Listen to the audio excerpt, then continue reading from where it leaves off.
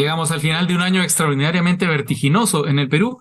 Las cosas siempre van muy rápido, pero este 2022, en especial en su desenlace, se ha sobrepasado todo lo conocido.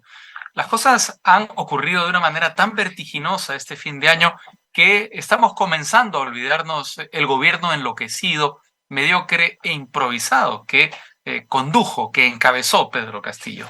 Por esos días, por ejemplo, salvo alguna aparición fugaz en la prensa, se habla poco de Aníbal Torres, uno de los grandes responsables de la situación límite a la que se condujo nuestro país. Un político fuera de sus cabales que en el último año se dedicó a alabar a Adolfo Hitler y a insultar de la peor manera a la prensa. Torres y su sucesora, Betsy Chávez, una premier inexperta, de choque, con poco aprecio por la democracia, contribuyeron a que el gobierno de Castillo tuviera este desenlace farsesco, un golpe de Estado sin apoyos que se deshizo en 2 horas y que condujo a Castillo directamente a la cárcel de la que no debería salir en los varios años que le corresponderán de condena.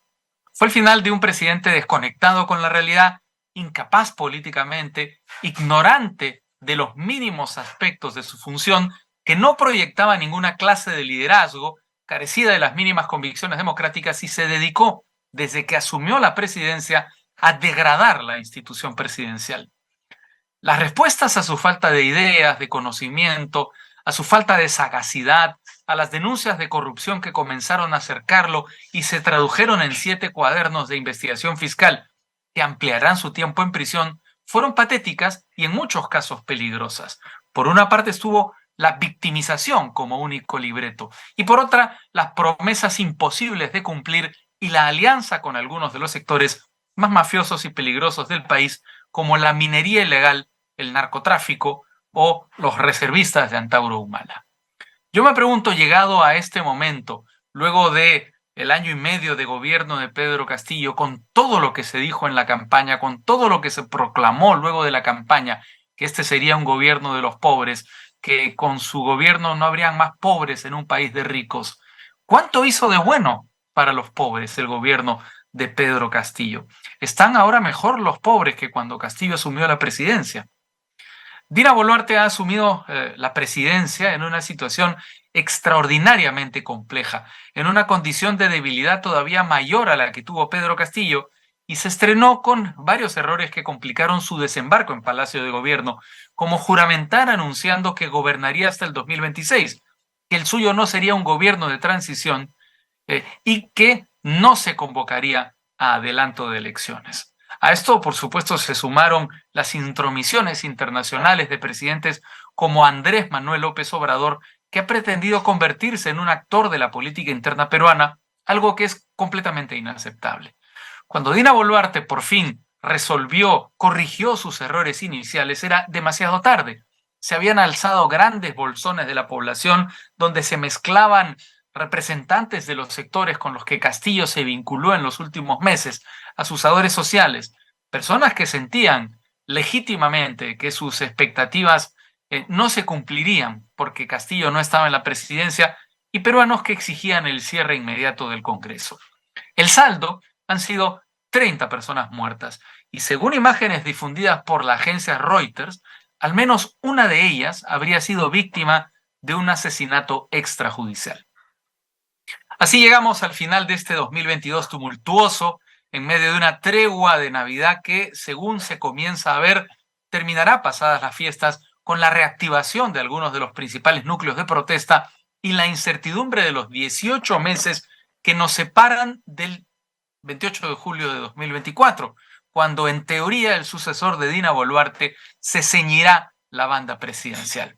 Ojalá, lo digo de todo corazón, sean mucho mejores que los últimos 6 años vividos por los peruanos, que nos merecemos una tregua y una clase política que comience a pensar en el Perú. Volvemos en Al Vuelo y ahora estamos con el ministro de Justicia y Derechos Humanos, José Tello, a quien agradecemos su amable atención. ¿Cómo está, ministro? ¿Cómo le va? Muy buenas tardes, Raúl, y por tu intermedio un saludo también a todos los seguidores de Nativa. Muchas gracias. Quería comenzar esta conversación planteándole el tema quizá más duro que hemos visto en los últimos días, que son estas imágenes de Reuters. Usted las debe haber visto sobre la muerte de Edgar Prado, mecánico ayacuchano que estaba de rodillas para ayudar a un herido cuando fue impactado por una bala. Los familiares del señor Prado, que han insistido mucho en esta situación hasta conseguir este video, acusan a personal del ejército que disuadía a manifestantes de haber disparado contra Edgar. ¿Qué información maneja desde el Ejecutivo? ¿Qué acciones concretas están tomándose y qué reflexiones podemos tener de este caso tan lamentable? A ver, en este caso en particular se están haciendo, como en otros, las investigaciones. Las investigaciones por la naturaleza de este hecho corresponden al Ministerio Público, porque hablamos de integridad y vida, correcto, afectadas. Entonces, esto está siguiendo su investigación, está a cargo del Ministerio Público y desde el Ejecutivo se está dando como corresponde toda la colaboración para que este hecho no pueda ser esclarecido y se tengan que determinar responsabilidades de ser el caso. Y obviamente sancionar como corresponde. ¿Cuál es su impresión cuando ve el video? Mire, eso es chocante y yo creo que todo peruano debe, pensar que ese tipo de cosas no pueden volver a ocurrir. O sea, la verdad, yo te soy bien franco, me da, y creo que todos, y compartimos, esa sensación, esto no puede darse. Entonces, confiemos en que de ahora en adelante, pues, todas las protestas que pudiesen darse en algún momento sean, pues, pacíficas como corresponde y no caigamos en un violentismo que, sin lugar a dudas, pues, lo único que genera, pues, son hechos lamentables. Por la respuesta desproporcionada de algunos integrantes de las Fuerzas Armadas.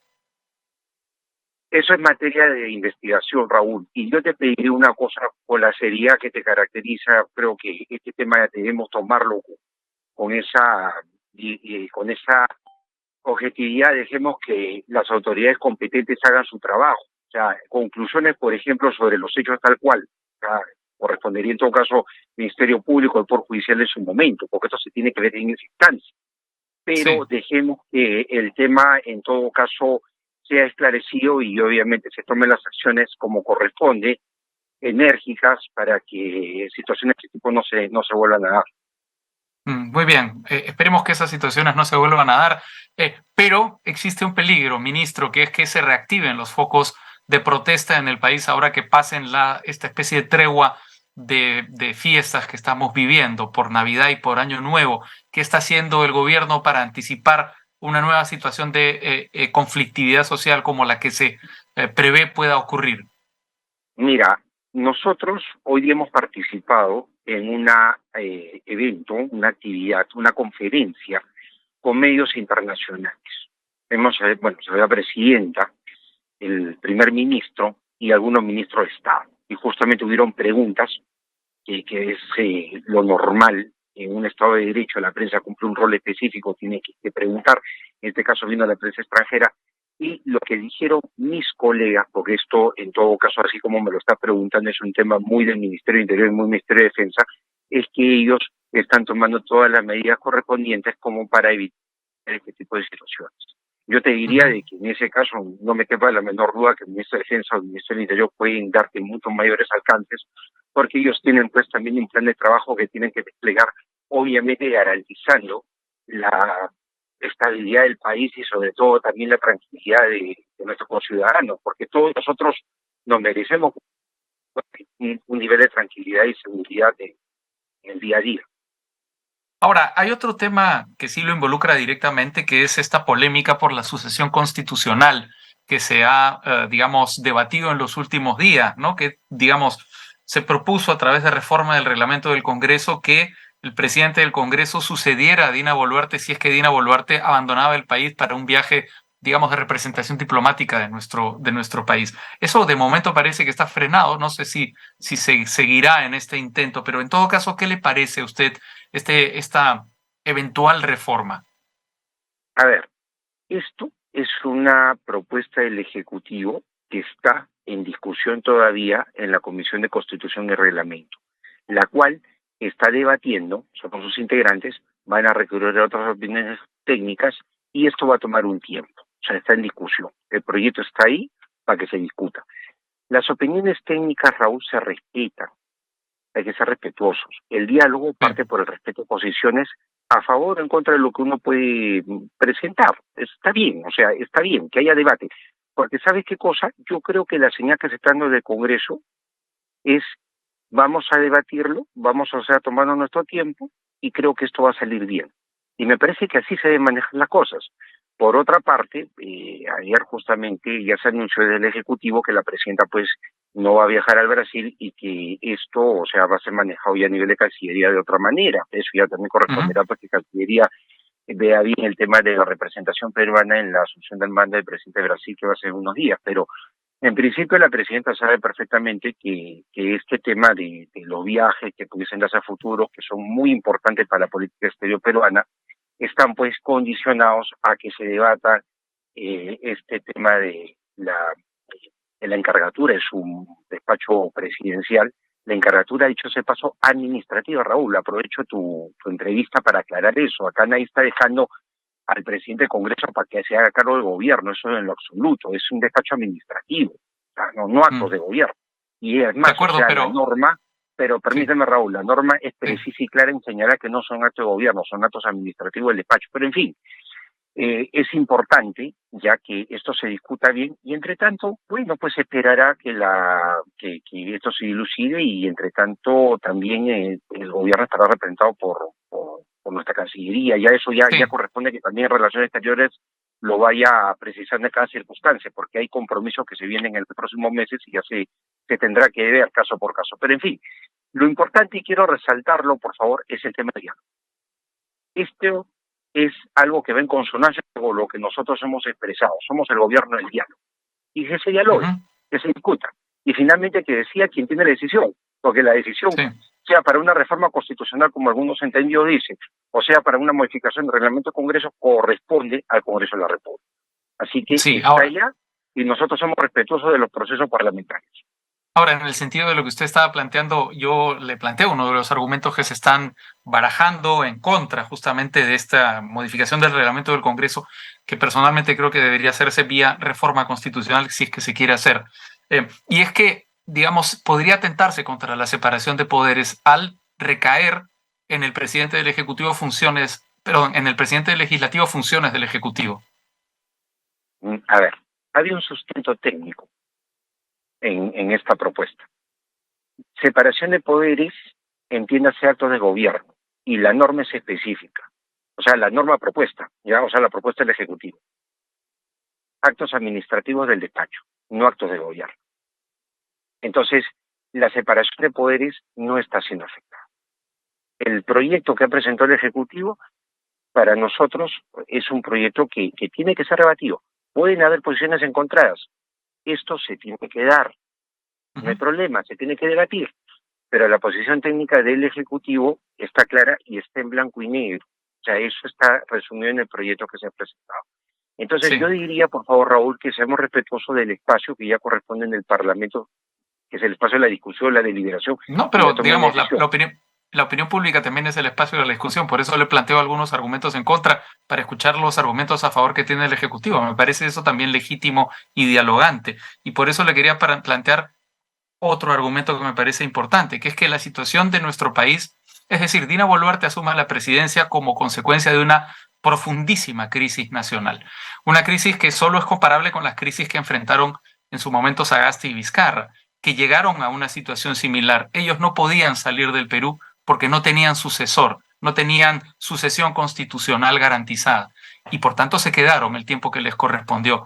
Le pregunto, con la situación crítica que vive nuestro país ahora mismo, ¿no sería, digamos, lo más lógico, incluso como mensaje a la ciudadanía, que Dina Boluarte elimine de su agenda la posibilidad de viajar fuera del Perú? Eso corresponde a la Presidenta de la República. Yo te digo, Raúl, soy un ministro de Estado, pero la relación exterior, o sea, las relaciones exteriores, y está en la Constitución, la lidera la Presidenta de la República y hay también una cartera que es la cartera de Relaciones Exteriores, que tiene una postura legítima como sector. Yo soy un ministro de Justicia y creo que eso no me corresponde a mí precisarlo. O sea, es un tema de Ujú. política exterior peruana. Lo que sí me parece claro es que la agenda gubernamental, es una agenda importante en lo interno y el externo, pero ya el orden de prioridades y lo que corresponde específicamente a tu pregunta es un tema que la propia presidenta tiene que dejar bien en claro, porque es un tema de política exterior y repito nuevamente, constitucionalmente es la presidenta constitucional de la República, Dina Boluarte, quien define la política exterior peruana, obviamente con el asesoramiento correspondiente de Relaciones Exteriores de la Cancillería, que sabemos pues perfectamente sabe manejar todo este tipo de relaciones internacionales. Y tiene Ujú. una larga tradición, dicho sea de paso, en este tema, una tradición que reconocía, o sea, Torretale es una institucionalidad en lo que se refiere a la diplomacia en el Perú y en el mundo. Por supuesto. Una última pregunta. Usted ha sostenido, me parece que fue el día de ayer, una reunión con especialistas para ver el tema de la reforma política. ¿Cuál es su evaluación de esa primera reunión? No sé si es la primera, pero esta reunión en específico Son que ha varias, congregado Raúl. algunos importantes, por ejemplo, el señor Tanaka, etcétera. Sí. Claro. Mira, son varias reuniones. Y gracias, Raúl, por la pregunta. Son varias. Se ha venido realizando, por ejemplo, reuniones con la coalición ciudadana. Hemos estado, por ejemplo, con María Eugenia Mome, Ariana Urrutia, mismo Iván La Negra.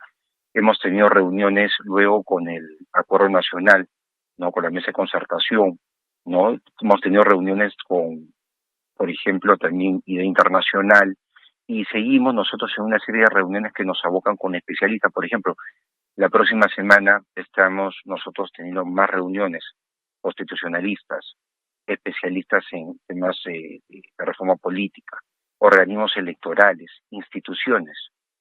O sea, todas las personas que pudiesen aportar para que este proceso de reforma política basado en el diálogo sea un proceso consensuado y legitimado. Por ejemplo, también hemos estado conversando con el doctor Tuesta Soldevilla, hace una importantísima reunión porque nos dio un balance de la reforma del 2019. Porque Raúl, aprovecho justamente para precisar que este es un proceso que se inicia en el 2016. Los peruanos Ujú. hablamos de reforma política del año 2016, hagamos un poco de memoria con Patricio Naire Sí, Pascual. por supuesto. El problema es que se O frenó, sea, ¿no? ah, El problema es que el ¿cómo? Congreso la frenó. El problema es que el Congreso la frenó y la revirtió incluso. A ver, lo que ocurre es justamente que por situaciones políticas, ya, situaciones políticas que de verdad, o sea, a veces complican el escenario, se dan pues retrocesos en procesos que deben llegar a conclusión. Lo que Sí. estamos haciendo desde el Ejecutivo, ya con esta convocatoria ciudadana que está en curso, es permanente, o sea, esto lo tenemos hasta la otra semana, intenso, ya, y esto es algo que nosotros lo difundimos en nuestro Twitter del Ministerio de Justicia de manera permanente. O sea, una reunión inmediatamente estamos también haciendo público todo lo que se trata y cómo sumamos esfuerzos, porque lo importante es el poder convocatoria. O sea, por ejemplo, eh, nosotros lo que buscamos es propuestas que tengan un nivel de legitimidad de la sociedad civil, de los entendidos. La reunión que tenemos la próxima semana con los organismos electorales es fundamental.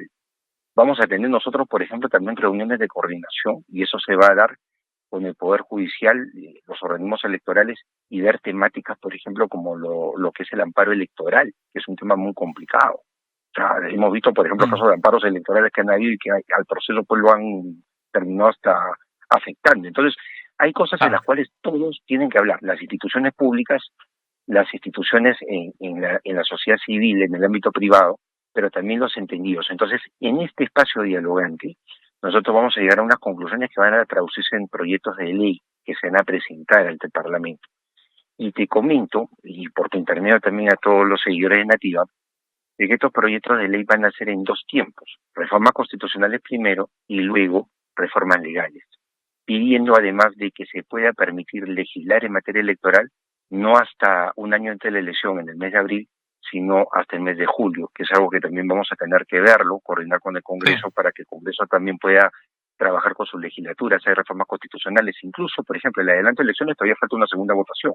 O sea, Claro. esto está, como ustedes los periodistas suelen decir, es una noticia en evolución, o sea, o es Sí. algo, un proceso en evolución. O sea, ahorita está en plena evolución, en pleno desarrollo, es la expresión que ustedes emplean, está en pleno desarrollo. Entonces, veamos, yo te digo de que en la próxima semana podemos seguir conversando y darte mayores alcances y darle mayores alcances también a la ciudadanía sobre este proceso. Y yo creo que Fantástico. sí, para la próxima semana ya debería estar justo hacia finales de la próxima semana, el fin de semana siguiente, no este, sino el subsiguiente, ya deberíamos estar nosotros ya con cosas mucho más concretas respecto a lo que va a ser las posturas en reformas constitucionales y legales. Buenísimo. Yo, si me permite, lo comprometo a sostener ese diálogo porque sería muy importante comenzar a ver estas reformas concretas de las que está hablando, que serán fundamentales para lo que pase en los próximos 18 meses en nuestro país. Por supuesto, es así, y tenemos que sumar esfuerzos justamente para que toda la ciudadanía pueda entender cómo vamos a ir con la reforma política y de esa manera sepan que sus autoridades están haciendo un esfuerzo por ponerse de acuerdo, porque acá hay que poner de acuerdo todos, ¿para qué? Para que el país tenga una elección adelantada, saludable, en una transición y le demos esa tranquilidad a todos los peruanos que no hemos tenido nosotros desde hace ya algunos años. Desde Mm. 2016 hasta ahora hemos tenido una crisis muy complicada. La idea es que del 2024 en adelante esto cambie. De acuerdo, ojalá. José Tello, ministro de Justicia, muchísimas gracias por su participación en Gracias. Abuelo. Bueno, ¿y cuál es la agenda de ahora en adelante del gobierno de Dina Boluarte? Vamos a conversarlo con Mirta Vázquez, expresidenta del Consejo de Ministros del gobierno de Pedro Castillo, a quien damos la bienvenida al vuelo. Mirta, ¿qué tal? ¿Cómo estás? Bienvenida. Muy buenos días, Raúl. Gracias por la entrevista. Antes de hablar de estos temas políticos, quería hacerte una pregunta que tiene un tinte personal, porque mirando para atrás, viendo todo lo que ha ocurrido en nuestro país y lo que ha ocurrido en la política, específicamente con el gobierno de Pedro Castillo, desde que fuiste presidenta del Consejo de Ministros hasta que dio un golpe de Estado, supongo que a ti te ha producido un poco de vértigo todo esto que ha ocurrido en el poco tiempo. Sí, efectivamente, creo que como cualquier persona se siente afectada, pero particularmente yo he sentido esta suerte de sentimientos encontrados porque creo que en efecto no se va a justificar de ninguna manera lo que el expresidente Castillo quiso hacer. Es un golpe de Estado y creo que hay que llamarlo por su nombre. Pero también yo creo que muy desencantada y en este momento, como cualquier peruano, totalmente conmovida por la situación a la que ha entrado el país, con un nuevo gobierno que realmente ha tomado un camino que creo que no es el más adecuado, la militarización del país, la muerte de 30 peruanos. Creo que eso sobrecoge a cualquiera y también nos autocuestiona a los políticos respecto al tema de cómo estamos ejerciendo el rol y para qué estamos ejerciendo el rol, ¿no? Vamos por partes. Entonces, escuchábamos hace un momento al presidente de México, Andrés Manuel López Obrador, decir que el problema que había tenido el gobierno había sido un problema de las élites. ¿Estás de acuerdo con esas declaraciones? A ver, yo creo que en efecto desde afuera se puede ver en el país algo que no podemos negar, que Pedro Castillo, desde que asume el mandato, es fuertemente atacado por estas élites que no aceptaron ni siquiera su haber ganado, digamos, como presidente de la República, no lo reconocen y creo que toda esta suerte de movidas que hicieron para evitar que él asumiera evidencia claramente que desde el día uno el gobierno entró en una situación bastante endeble y atacado por estas élites que además en el Congreso tenían una representación muy fuerte. Estas tres intentos de vacancia, los dos primeros evidentemente sin mayores fundamentos, digamos, hacen ver desde afuera de que algo pasa, que aquí hay un poder que se ha estado moviendo, digamos, para tratar de desestabilizar el gobierno.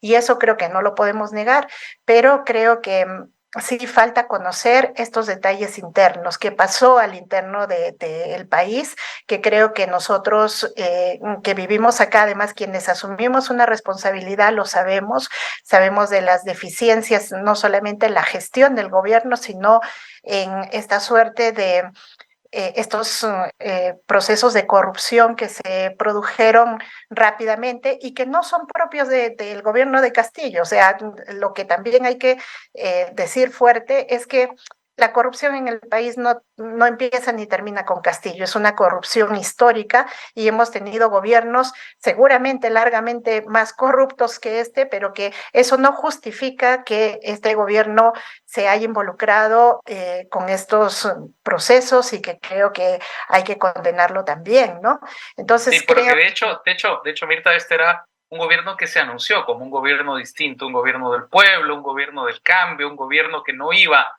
a repetir, digamos, los errores, las conductas delincuenciales del pasado, pero que en el momento en el que estuvo en el poder quedó claro que no se trataba de que fuese un gobierno distinto. Quizá era un gobierno distinto en la medida en que los beneficiarios de la corrupción eran distintos, pero las prácticas se repitieron, se reprodujeron de manera bastante burda, incluso podría decir. Yo estoy de acuerdo con eso, con que las prácticas de corrupción se repitieron y creo que son las prácticas comunes que se han enquistado en el gobierno, pero efectivamente yo creo que este era un gobierno que debiera responder a esos anhelos de la población que creo que eran justos, que Sí. este era el gobierno básicamente de oportunidad para esos sectores que se sienten identificados además con alguien que llega a presidir el Estado y que es parte del pueblo, digamos, ¿no? Y eso también es interesante y es importante relevarlo. Era alguien del pueblo, Sí, era alguien distinto a las élites y también por eso sufrió muchos ataques y sí, también en medio de todo yo creo que la desestabilización existió, ¿no? por Entonces, supuesto, pero yo creo que eso hace justamente que el resultado del gobierno de Pedro Castillo sea todavía más triste, porque si un presidente con el origen de Pedro Castillo, digamos que representaba bolsones históricamente olvidados de nuestro país, hubiera hecho una gran presidencia y hubiera sabido pelear la guerra de la política dentro de los márgenes de la Constitución y de la ley, ¿qué habría pasado en nuestro país? Esas voces que lo criticaban, esos prejuicios absolutamente antediluvianos, ese racismo que se manifestó en contra de él, hubiera tenido que callarse. Y yo creo que hubiera sido justamente un mensaje clarísimo para que, digamos, toda esta, por supuesto, conspiración que hubo en su contra, pues empezara a reconocer que estaba equivocada. fíjate en Alfonso Barrantes Lingán, que me parece a mí el líder más importante de izquierda de este país, decía que revolucionario ya sería ser honesto en este país. Y creo Totalmente. que hubiésemos logrado mucho sin transformar, sin hacer grandes cambios, porque en tan poco tiempo es difícil hacer transformaciones profundas, pero creo que la población hubiese quedado satisfecha sabiendo que es un gobierno que se muestra diferente al gobierno de las élites que hubo y que realmente saquearon el país. Y creo que eso desconsuela mucho, ¿no? Desconsuela Sí. mucho, pero también nos compromete porque creo que en este momento quienes se empoderan nuevamente son esas élites que además es casi inaudito escucharlas hablar de dos palabras tan fuertes como democracia y lucha anticorrupción cuando han sido las principales involucradas por años en este tipo de perversiones que ha habido en el Estado, ¿no? Pero ¿son las élites ahora las que enarbolan esas agendas o son las mafias enquistadas en el Congreso y que yo creo se han retroalimentado con el gobierno de Pedro Castillo? Mafias como por ejemplo las de la minería ilegal, las universidades, Bamba, etcétera. Sí, hay varias cosas que se entremezclan porque también están élites conservadoras, digamos, dentro del Congreso, por ejemplo, bastante bien representadas. Es verdad que ahora existen representación de estas economías ilegales, la minería ilegal tiene representación en el Congreso, hay temas de narcotráfico que por ahí mueve sus hilos, el tema de la Sí. informalidad, por ejemplo, en la educación, todo eso se ha conjugado ahora mismo, ¿no? Y creo que es bastante peligroso, digamos, porque el gobierno actual de la señora Boluarte está básicamente tratando de aliarse con quien más puede, con, digamos, estas representaciones incluso que enarbolan también muchísima corrupción y eso es muy peligroso para el país y además... ¿Quiénes son esos aliados que han aparecido? ¿Quiénes son esos aliados que han aparecido en el camino del gobierno de Dina Boluarte, Bueno, específicamente? yo creo que cuando me refiero a los aliados me estoy refiriendo a estas élites y a estos, además, representantes de en el Congreso, que realmente se representan a sí mismos y a sus intereses, ¿no? Y todos sabemos ahí quiénes son. Digamos, en el Congreso hay gente que, claro, de los sectores, por ejemplo, fundamentalistas, que creo que ahora son bastante aliados al gobierno de Dina Boluarte. A mí me asusta mucho, por ejemplo, el tema de la educación, cómo en estos días, en estos pocos días, se ha destruido lo poco que quedaba de la reforma universitaria, cómo nombran a un ministro en educación que realmente es alguien antiderechos, que nombra a una viceministra que realmente está promoviendo más bien estas culturas de el odio, la discriminación. Entonces, me Bueno, pero parece... por lo menos en términos de educación no ha cambiado nada, porque Valdemar Cerrón votó a favor, digamos, de esta situación, y el presidente Castillo iba en ese sentido. Al presidente Castillo básicamente lo que hizo fue ponerse de un lado dentro de una guerra sindical y en el fondo ir en contra de la reforma educativa de una manera pues prístina, ¿no? Tangible, Estoy de clarísima. acuerdo en que ahí había una coincidencia entre sectores de extremos, digamos, tanto de Perú Libre como estos sectores de derecha, y había una coincidencia respecto al conservadurismo, pero algo de resistencia se hacía, ¿no? Y no era tan explícito. Por ejemplo, ahora en el Ministerio de Educación es totalmente explícito, digamos, cómo es que colocan a personas que garantizan la antirreforma y que realmente lo dicen públicamente, además sin tener el mayor respeto, digamos, por el tema de los derechos, ¿no? Entonces creo que Ajá. ahora se hace más explícito ciertas alianzas se hacen más explícitas. ¿El país está en paz? ¿Está ordenado? ¿Se ha logrado la paz social? ¿O simplemente estamos viviendo una suerte de tregua navideña en estos momentos? Me temo que la situación va a empeorar, y lo digo por tres cosas fundamentales, ¿no? Creo que uno, nosotros rechazamos fuertemente esta estrategia de la señora Boluarte y de sus aliados militares que optan por el tema represivo para tratar de acallar las protestas, y creo que ha sido la peor decisión que han tomado. Tenemos ahí los 30 muertos que ya cargamos encima. Pero lo segundo es que esta estrategia no está, digamos, modificándose. Al contrario, Dina Boluarte ha nombrado como su premier a quien es responsable, digamos, de diseñar esta estrategia. Y eso hace que el clima de confrontación no solamente continúe, sino se agudice. Y además este señor y la propia Dina Boluarte hablando del tema del terrorismo, criminalizando, digamos, a quienes protestan, eso no hace sino enervar la situación.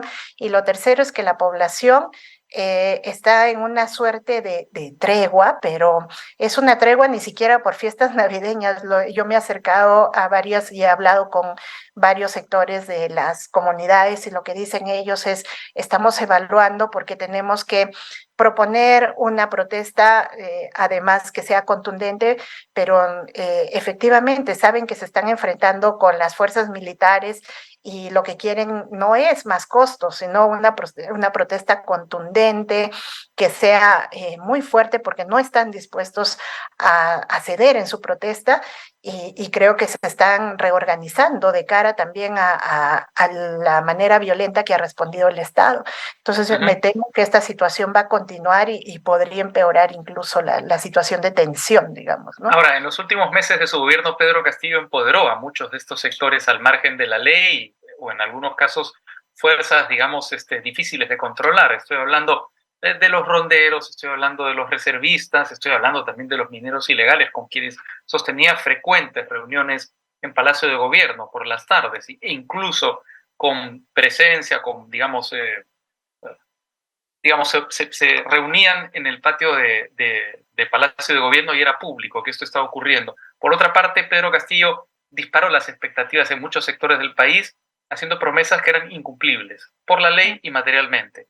Y que ahora, digamos, lo que se genera es la sensación de que esas promesas no se cumplirán, no porque eran incumplibles, sino porque Pedro Castillo no está en el poder. Y adicionalmente dio un golpe de Estado. Entonces, la pregunta sería, dentro de la evaluación de lo que está ocurriendo en estos momentos en nuestro país, cuánta responsabilidad por lo que está ocurriendo es de este gobierno y cuánta ha sido herencia del de Pedro Castillo. Sí, a ver, yo tengo ahí una lectura diferente, porque creo que y además porque yo he estado, por supuesto, en el gobierno de Castillo y he visto cómo se trataba de generar estas alianzas con los sectores de las organizaciones sociales, ¿no? Y entonces sí, había esa estrategia de llamar a los representantes de algunas organizaciones, pero fíjate que no, yo creo que no lograba en realidad consolidar un respaldo mayoritario de las organizaciones sociales y no son las que están ahora respondiendo y protestando. A ver, por ejemplo, tienes un sector de ronderos que siempre iban al Congreso, pero que las rondas campesinas en realidad es un movimiento muy grande y muchas de ellas estaban en desacuerdo con sus dirigentes por las alianzas que se estaban generando. Igual, fíjate, ahora gran parte de la población que protesta es la población indígena, que al contrario era muy crítica de Castillo, porque en efecto ellos reclamaban, por ejemplo, la falta de protección a las comunidades indígenas, ¿no? Estaban matando a los líderes y el presidente nunca respondió a eso. Sí hay movimientos, por ejemplo, de gente de mineros ilegales que ahora también se mueven en el marco de la protesta, pero yo diría hay mucha gente que surge de las organizaciones sociales, de la sociedad civil, que responde a esta situación, no necesariamente porque fue aliado de Castillo, y por eso es que el mayor, digamos, una de las agendas no es que saquen a Castillo, hay grupitos que sí piden que liberen, etcétera, ¿no? Que lo sienten esto como un golpe, pero la mayoría no lo siente así. La gente está pidiendo que se vayan todos, porque están que se vaya al Congreso también. Sí. Claro, estaban hartos incluso del presidente, pero aún más del Congreso. Yo creo que la movilización es más de eso. Me parece mala la lectura, por ejemplo, el gobierno, el Ejecutivo ha sacado a todos los prefectos, subprefectos, porque dicen son los aliados que están moviendo al movimiento social. Miren que no, los prefectos y subprefectos, si bien es cierto, eran gente aliada de Perú Libre, del presidente, etcétera, pero no mueven la organización social. Entonces, por eso es que los han sacado y la movilización va a continuar. O sea, hay una mala lectura respecto a que son los aliados debido a que el presidente armó todo eso. El presidente armó algunas estrategias, pero eran bastante débiles porque no eran organizaciones ni representantes necesariamente representativos de todo el movimiento social. Yo creo que hay que tener una lectura más profunda de que acá hay un hartazgo de una población excluida históricamente, que ahora siente que nuevamente vienen ciertas élites, esta respuesta tan agresiva, digamos, del gobierno los ha molestado y eso es lo que mueve y va a seguir moviendo, digamos, en el país a la gente, ¿no? De acuerdo. Mirta Vázquez, expresidenta del Consejo de Ministros, muchísimas gracias, como siempre, por tu participación en Al Vuelo. Un gusto. Gracias, Raúl. Muchas gracias. Un gran saludo y hasta pronto. Igualmente. Y ahora vamos a hablar de otro tema que es probablemente el tema del día. 3 generales de la policía están detenidos porque formaron parte de esta mafia de coroneles que pagaron hasta $40,000 para ascender a generales de la Policía Nacional del Perú.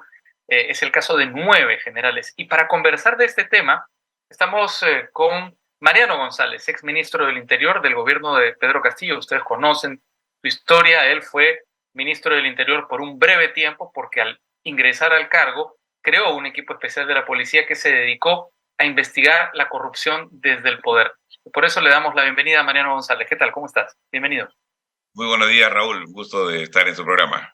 Un gusto poder conversar contigo. Bueno, digamos, vamos por partes. Lo primero que habría que preguntar es si durante tu gestión como ministro del Interior tenías conocimiento de esta clase de prácticas, la existencia de esta mafia de ascensos.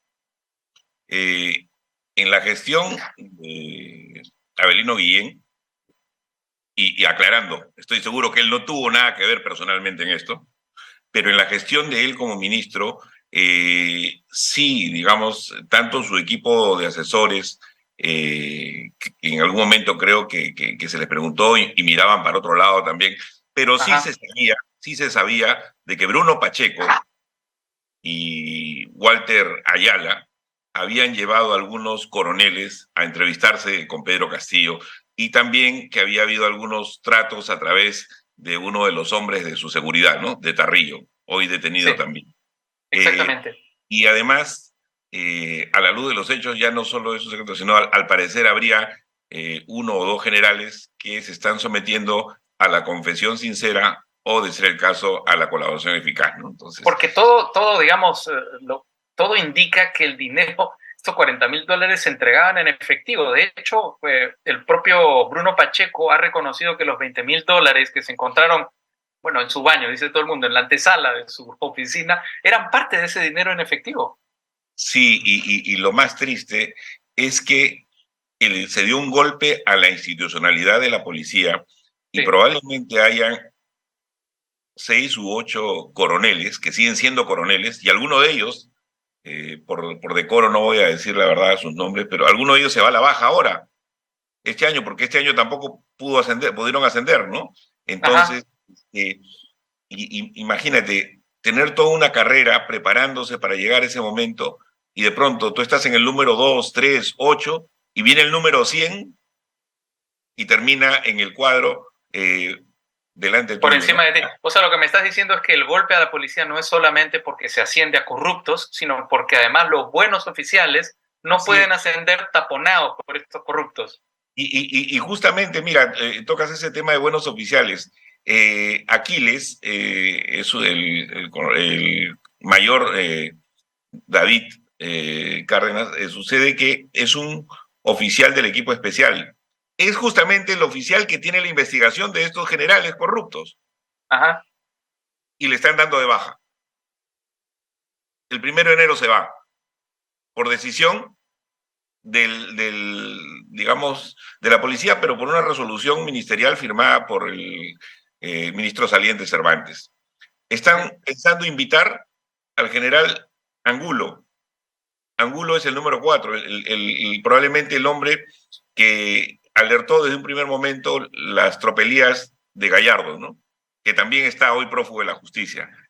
Sí. Se enfrentó a Bruno Pacheco, a Samir Villaverde cuando querían hacer, digamos, y deshacer en la policía, ¿no?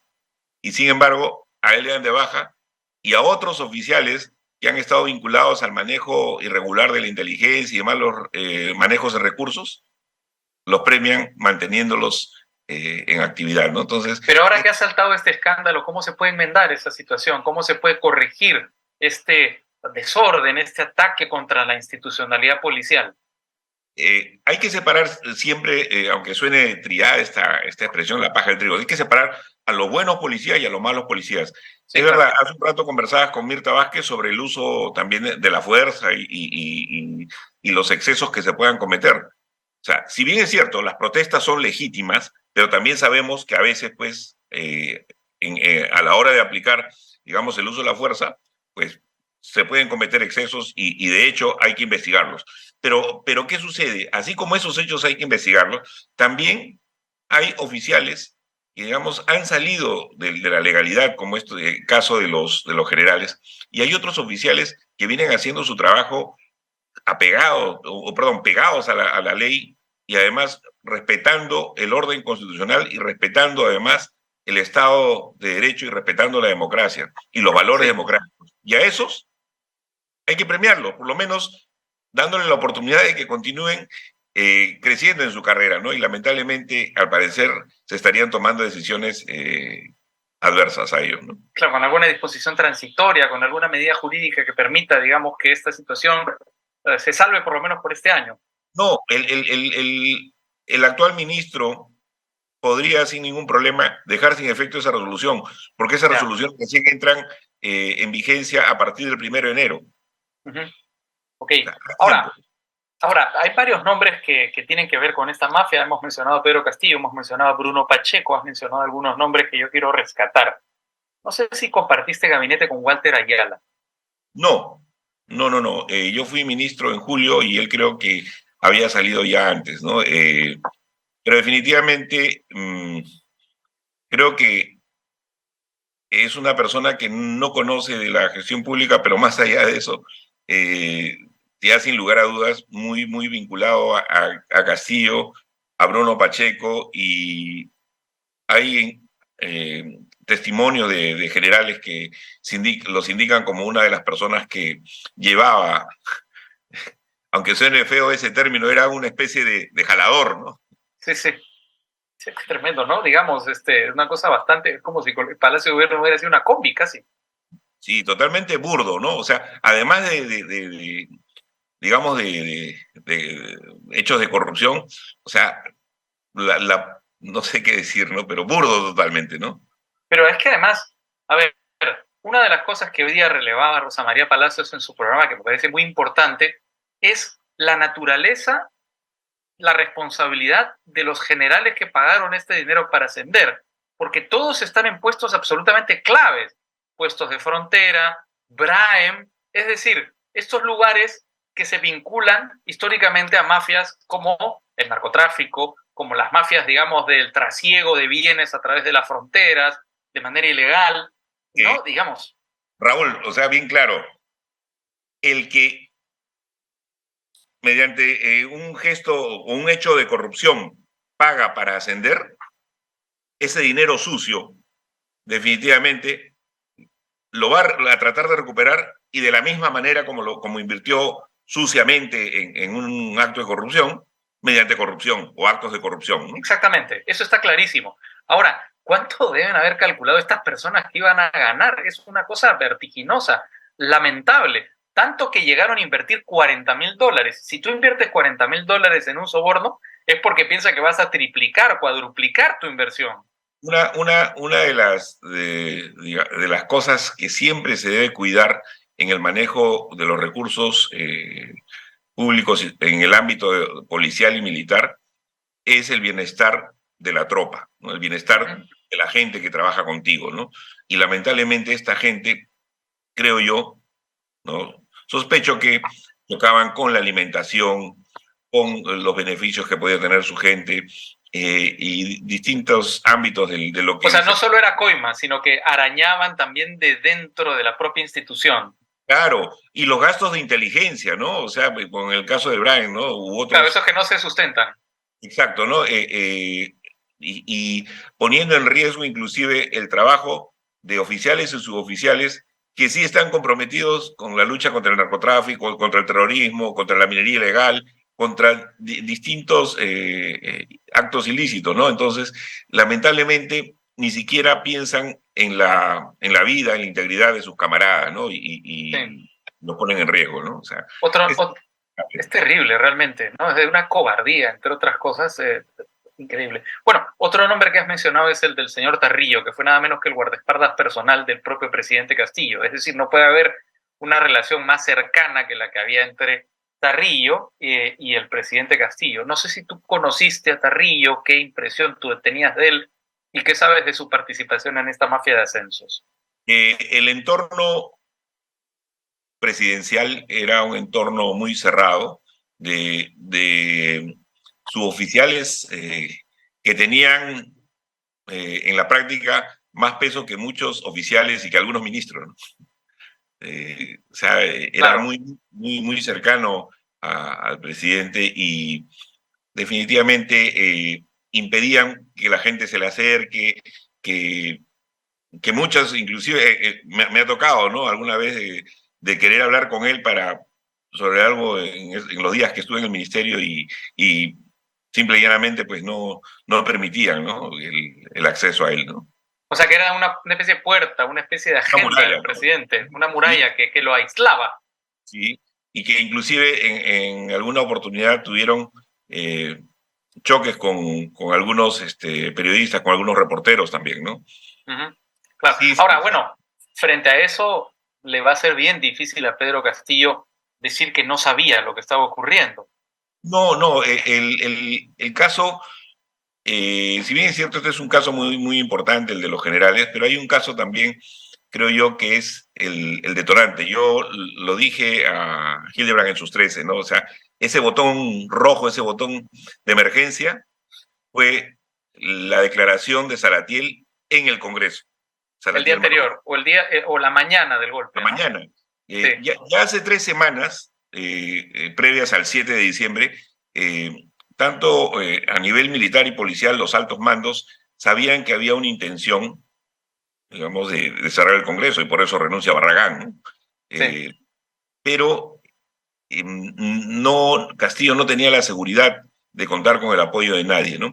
Pero el detonante, por creo que fue la declaración de Salatiel Marrufo en la Comisión de Fiscalización, porque él dice, le he entregado mensualmente 50.000 soles En la mano. vía, claro, pero vía el ministro Heiner Alvarado, 60.000 mensualmente a sus hermanos y 100.000 soles personalmente en su mano en mi oficina, es decir, en la oficina del jefe de gabinete. ¿Un presidente puede ir a la oficina de un ministro? Sí, pero ir a la oficina del jefe de gabinete, del jefe de asesores, o sea, es como que inusual, ¿no? En la práctica, la conclusión que hay en este caso es que Salatiel Marrufo era realmente el que manejaba el Ministerio de Vivienda, ¿no? Sí, O sea, bueno, esto que dices, sí, efectivamente, él controlaba, ¿no? Ahora, esto que dices, digamos, él dice, disculpa, Raúl, él le dice, sí, te entrego 100.000 y un congresista le pregunta, ¿y hay registro de ello? ¿Hay audio, video? Es probable. Entonces, esa situación lo pone contra la espada y la pared, ¿no? Claro, eso abona, lo que estás diciendo, abona efectivamente la tesis que ha planteado en una columna muy interesante en La República César Azabache, donde dice que efectivamente Pedro Castillo se lanza a dar este golpe de Estado sin paracaídas, es decir, sin ninguna certeza, no como una estrategia para conservar el poder político, sino como una estrategia para huir, para escapar de las denuncias de corrupción que ya lo tenían pues cogido del cuello, ¿no? Insistiendo mucho en esa declaración de Salatiel Marrufo que ya lo atacaba directamente. Sí, pero yo creo que también a partir de este episodio en nuestra historia republicana, creo que tenemos que aprender también una lección, ¿no? O sea, y tampoco es tiempo ya ni momento de hacer leña de Castillo, ¿no? O sea, Castillo, desde el punto de vista humano, creo que ya es un hombre derrotado y caído, ¿no? Y capturado y está donde debe estar y él, creo, tiene que rendir cuentas a la justicia y la justicia tiene que ir por un lado y el Estado tiene que recuperarse, ¿no? Pero sí creo que todos tenemos que aprender de esta lección, ¿no? No se trata de hacer leña del árbol caído, Mariano, pero tú fuiste una de las personas que chocó directamente contra lo que estamos viviendo en estos momentos, tanto la mafia dentro de la policía como el entorno corrupto del propio presidente Castillo. Y eso supuso tu tránsito tan breve, pero al mismo tiempo tan importante, nuclear, en lo que ha ocurrido actualmente dentro del gobierno de Pedro Castillo. Raúl, lo que pasa es que para mí ha sido doloroso, te lo confieso, o sea, doloroso, muy doloroso, porque he conocido gente, por ejemplo, no voy a tocar nombres, pero algunos congresistas del bloque magisterial, realmente con los que yo sí estaba convencido, y estoy convencido de que creían en que este era un gobierno que permitía, pues, iniciar una gran transformación, ¿no? Y así como ellos, muchísima gente en la calle. Yo también en segunda vuelta voté por Castillo, ¿no? Y la primera vez que lo conocí, antes de que sea presidente, o sea, me inspiró, además de confianza, hasta ternura, ¿ya? Pero el Castillo que encontré en Palacio fue otro Castillo, ¿no? ¿Cómo era ese Castillo que encontraste en Palacio? ¿Taimado? Sí, pero también ya con ciertas mañas, ¿no? Maleado. Sí. Sí, y lo conté también, ¿no? Para mí el hecho que me rompió es esa mirada de confianza rápido fue al segundo día con el hecho que he contado pues de un edecán, ¿no? Que lo saqué por malcriado, por maleducado, por faltoso, y a los 2 días estaba trabajando con Castillo, y después me entero que ese es el que sacó al sobrino Fray al extranjero, ¿no? Ya, claro. Bueno. Entonces, y muchas cosas como esta, ¿no? O sea, esa viveza, ¿no? O sea, muy extraña, ¿no? No era el Castillo que conocí, ¿no? ¿Tú sientes que este desenlace es un triunfo personal? No, para nada, al contrario. Por eso te decía que me ha costado, digamos, o sea, asumir en su momento ese rol, ¿no? Pero creo que era necesario investigar, que se sepa la verdad. Y bueno, creo que hoy sí la justicia debe hacer su trabajo y bueno, lo demás corre por otro carril, ¿no? No, lo que quiero decir es que la historia te ha terminado dando la razón, ¿no? O sea, la medida que tomaste cuando fuiste ministro, digamos, ha contribuido a detonar esta situación y, digamos, cada día que pasa se corrobora que era necesaria esa medida. Sí, así como también el primer día que salí el 19 de julio, sostuve que nos guste o no, lo que viene es la sucesión constitucional y muchos amigos en la DDA me tildaron de todo, ¿no? Pero es así, ¿no? O sea, así es la democracia.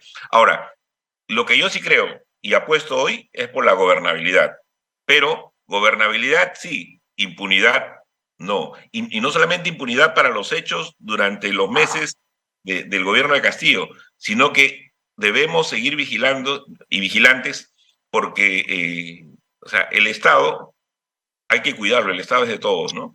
Y a quienes creemos en la democracia, más allá de cada posición política, tenemos que estar dispuestos, pues, a la mirada y a la observación y al examen de todo, ¿no? De la prensa, de la sociedad, de los ciudadanos y las ciudadanas. O sea, no podemos pensar que quienes hacemos servicio público, pues estamos por encima del bien y el mal. Todo lo contrario. Nuestra vida tiene que estar al servicio y también expuesta al control de todos, ¿no? De acuerdo, Mariano González, ex ministro del Interior. Muchas gracias por tu presencia en Al Vuelo. Un gusto. Muchas gracias, Raúl. Buen día. Hasta pronto. Terminamos el año en Al Vuelo, nos reencontramos el 2023. Permiso.